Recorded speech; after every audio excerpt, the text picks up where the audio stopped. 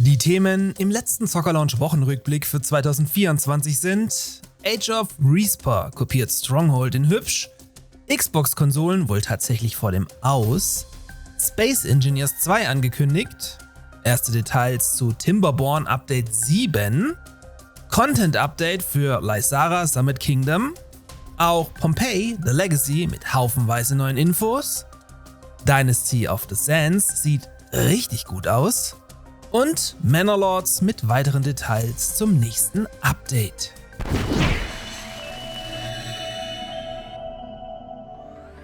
Dieser Wochenrückblick wird euch von meinem Partner Instant Gaming präsentiert, welcher euch Videospiele in aller Regelmäßigkeit günstiger anbieten kann. Dazu aber gleich noch mehr, inklusive Kaufempfehlung.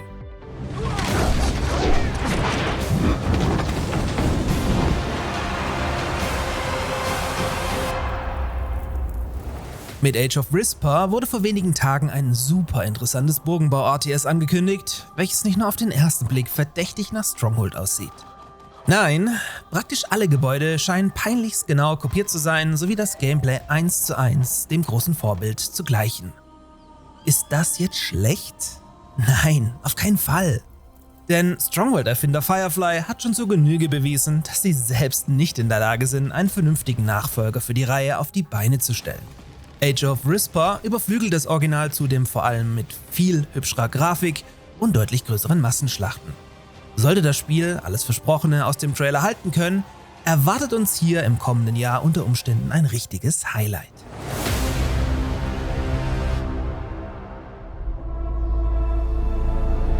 Steht die Xbox als Konsole vor dem Aus? Dass Microsoft ihren Fokus schon längere Zeit auf Cloud Gaming und den Game Pass gelenkt hat, ist kein Geheimnis. Das kommt auch daher, dass man in der aktuellen Konsolengeneration kein Land gegen die PlayStation 5 sieht und seinen Fokus nun endgültig wegverlagert, wie es auch schon Nintendo vor Jahren erfolgreich in Richtung Bewegungssteuerung und jetzt Mobile Devices getan hat. Wie Chip berichtet, scheinen die Verkaufszahlen in einigen europäischen Ländern so verheerend zu sein, dass diese nun nur noch sporadisch mit neuen Konsolen beliefert werden und es daher bereits jetzt in diversen Ländern leere Regale gäbe.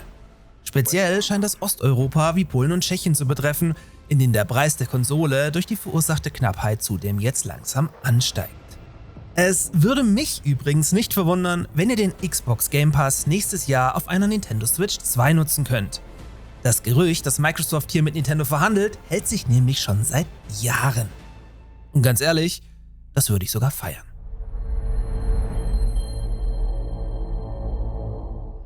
Instant Gaming ist euer Partner für kostengünstige Videospiele. Hier haltet ihr in aller Regelmäßigkeit Games teils deutlich günstiger als auf den Hauptplattformen wie Steam oder dem PlayStation Store. Zum Jahresabschluss möchte ich euch das wirklich sehr gute Diplomacy is not an option für 15 € ans Herz legen. Der Indie Tower Defense Burgbauverschnitt hat mittlerweile seinen Full Release erreicht und lässt euch in bester They Are Billions Manier tausende Angreifer gleichzeitig abwehren. Und wie immer gilt, mit einem Kauf über meinen Partnerlink unterstützt ihr dabei diesen Kanal hier zusätzlich massiv. Vielen Dank. After 10,000 years in cryosleep, you have awakened to a new dawn in the Almagist system. Keen Software entwickelt einen Nachfolger zum beliebten Space Engineers. Das in Tschechien ansässige Studio setzt dafür dieses Mal auf die neue V-Rage 3 Engine und schraubt damit vor allem die Grafik deutlich nach oben. Zudem sollt ihr deutlich mehr Bauoptionen bekommen und damit dann eure Kreativität am Raumschiff- und Basenbau noch viel mehr entfalten können. Viel mehr ist noch nicht bekannt, die Early Access Phase soll aber bereits am 27. Januar starten. Join us in the Almagist system, where every act of creation shapes our destiny. Auch um das vorbildliche Timberborn wird es nicht still. Denn das ohnehin schon große und komplexe Spiel erhält in Kürze bereits sein 7. Content-Update.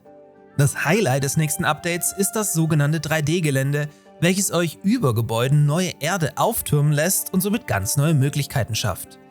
Des Weiteren wird ein klar von Satisfactory inspirierter Tubeway eingeführt, mit dem eure Biber dann lange Strecken in viel kürzerer Zeit zurücklegen können, was wiederum eure Produktivität weiter steigert. Einen Release-Termin gibt es zwar noch nicht, das Update soll aber schon in den kommenden Tagen im Beta-Branch zum Testen verfügbar gemacht werden. Wer Timberborn noch nicht hat, einfach blind bei Instant Gaming für 25 € in den Einkaufswagen legen. Hi, we're excited to tell you that we're releasing our very first content update for Lysara Summit Kingdom. Erinnert sich eigentlich noch jemand an Lysara Summit Kingdom? Das war dieser spannende Citybuilder an einem Berg, den ich unbedingt zocken wollte, dann aber doch nicht dazu gekommen bin. Damn. Jedenfalls ist jetzt mit dem verschneiten Eisaltar-Update die erste große Content-Erweiterung erschienen, welche neben neuen Mechaniken auch neue Gebäude und Ressourcen einfügt. Hier könnt ihr, übrigens auch in einem brandneuen Szenario, die neuen Eisaltäre bauen, die dann die umliegenden Gebäude in ihrer Produktionsleistung stärken. Dazu gab es haufenweise Bugfixes und einen erweiterten Soundtrack. Thanks for your support and see you at the summit.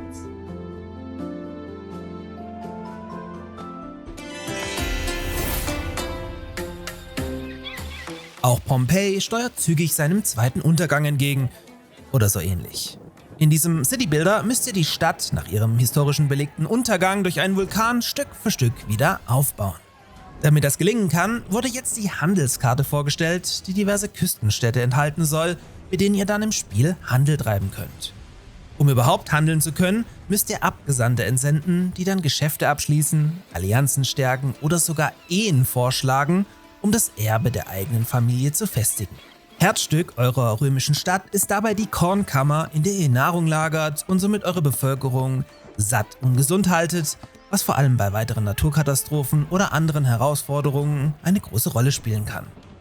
Alles Nicht-Essbare, also zum Beispiel Stein und Holz, lagert ihr hingegen im großen Lagerhaus, welches ebenfalls erstmals vorgestellt wurde. Pompeii The Legacy soll irgendwann 2025 in den Early Access starten und dann auch über ein RTS-Kampfsystem verfügen.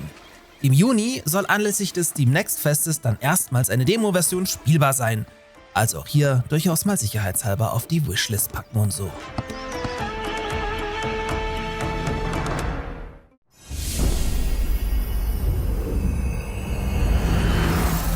Alter, sieht das gut aus. Das ebenfalls in 2025 in den Early Access startende Dynasty of the Sands ging bislang völlig an mir vorbei. Jetzt bin ich beim Überfliegen doch an den hübschen Screenshots hängen geblieben, weswegen wir auch hierüber kurz reden müssen. In diesem Survival City Builder sollt ihr in einem noch weitestgehend unverbrauchten Szenario ein ägyptisches Imperium errichten. Ihr seid also quasi ein Pharao, der sich mit Flut, Hungersnot sowie den Launen der Götter herumschlagen darf und dabei funktionierende Städte errichtet. Das Spiel möchte euch dabei Jahreszeiten, einen Tag- und Nachtzyklus mit Auswirkungen, Wetter, Wildtiere und Krankheiten bieten, um sich damit vom allgemeinen Citybuilder-Einheitsbrei abheben zu können. Sobald wir näher in Richtung Release kommen, schauen wir dann nochmal genauer drauf. Das Jahr abschließen darf dann verdientermaßen Manor-Lords. Haben wir vergangene Woche noch über mögliche Brücken spekuliert, wurden uns diese nun prompt erstmals vorgestellt. Um diese zu bauen, müsst ihr einfach einen Weg über das Wasser planen. Je nachdem wie lange diese Brücke dann ist, kostet sie dementsprechend Holz, welches ihr vorab auf Lager haben müsst. Auch die Minen wurden nochmal komplett überarbeitet. So gehen eure Arbeiter jetzt für ihre Arbeit unter Tage, um den Abbau zu erledigen, anstatt das Ganze an der Oberfläche zu machen. Zudem wurden hier viele fehlende Animationen ergänzt oder gleich ganz neu gemacht, wie man an der Kurbelmechanik gut als Beispiel erkennen kann.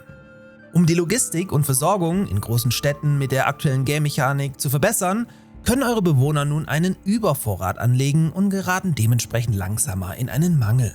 So versucht auch der Tavernenarbeiter durch die Überproduktion an Bier die ständige Nachfrage durchgehend zu decken und befüllt bereits bei Knappheit das Lager erneut, anstatt wie bisher auf den Engpass zu warten. So sollen logistikbedingte Schwankungen in der Ressourcenlieferung generell minimiert werden, was, wie gesagt, insbesondere großen Städten zugutekommt. Darüber hinaus lassen sich endlich Einheitenkarten sortieren und zu Beginn 2 völlig neue Maps mit High Peaks und Winding River anwählen. Ja, und damit haben wir es für 2024 geschafft. Liebe Zockerlauncher, ich bedanke mich für ein tolles und erfolgreiches Jahr 2024. Ich bin hier ein gutes Drittel weiter gewachsen und werde zunehmend als News-Plattform abseits der Mainstream-Medien vor allem für Indies immer relevanter, was mich selbst auch sehr freut. Ich sitze aktuell noch an einem Video zu Empire Eternal, welches Stand jetzt dann am 24. noch kommen sollte, und dann muss auch ich mal kurz ein paar Tage Pause machen, da ich komplett auf dem Zahnfleisch gehe. Wer Bock hat, darf sich gerne schon jetzt für die The First Explorers Soccer Lounge Luxus-LAN-Party im November 2025 anmelden und dann sehen wir uns alle hoffentlich gesund und munter Anfang Januar wieder hier. In diesem Sinne, frohe Weihnachten, guten Rutsch und hey Leute, danke für alles.